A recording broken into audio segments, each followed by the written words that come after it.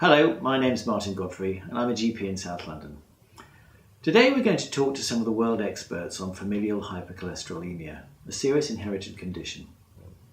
It's treatable but underdiagnosed in the UK because, well, if we're honest, it's not really on our radar screen in general practice.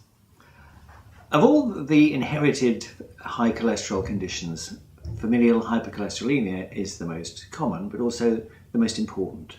FH is present from birth, and while estimates vary, it's estimated that about 120,000 people in the UK are affected. Only about 20,000 cases have been identified. These estimates are based on a heterozygous prevalence rate of about 1 in 500 in the UK population. However, recent data suggests prevalence rates may be even higher, perhaps even as high as 1 in 200. From a GP perspective, the average practice with around 10,000 patients would have about 20 cases.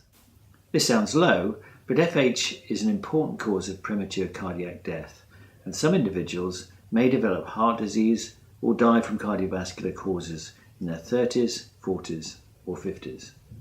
This present podcast is intended to provide an overview of FH, advise you on what to look out for to improve diagnosis, and to review current best treatments as well as novel options for the future. At the end of the podcast, you'll have an opportunity to register to answer questions about the interviews and achieve CPD credits. The podcast is comprised of 2 parts. First, we take you to Cape Town to the office of lipid expert Dirk Blom. South Africa has among the world's highest rates of FH among its population groups, such as the white Afrikaner community.